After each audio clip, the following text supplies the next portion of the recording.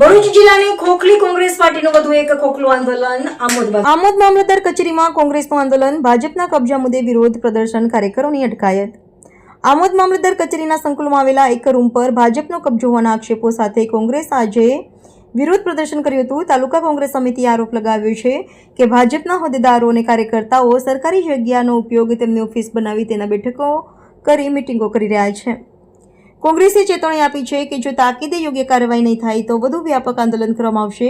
આ ઘટનાને પગલે મામલતદાર કચેરી અને રાજકીય વર્તુળોમાં ચકચાર મચી ગઈ છે. પાર્ટી દ્વારા જે કાર્યાલય ખોલવામાં આવ્યું છે એના સંદર્ભમાં અમે 2-3 મહિના અગાઉ મામલતદારશ્રીને અરજી આપી હતી.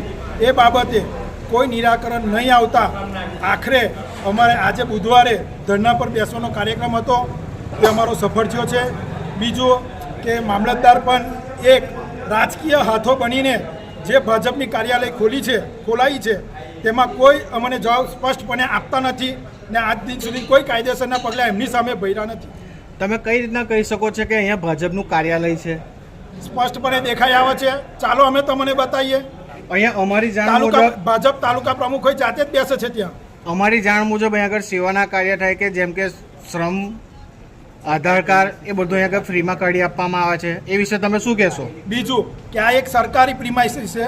આજે ધારો કે કોઈ ત્રાહિત વ્યક્તિ સરકારી મિલકતમાં પ્રવેશ કરે છે તો મામલતદાર કેવા એક્શન લે છે એમની સામે, તો આ લોકો સામે કેમ નહીં?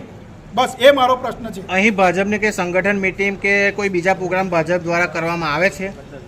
બધા ભેગા થાય છે, ભાજપના સંગઠનના લોકો બધા ભેગા થાય છે. એના તમારી પાસે કોઈ પ્રૂફ ખરું? વિડીયો શૂટિંગ આપેલા છે.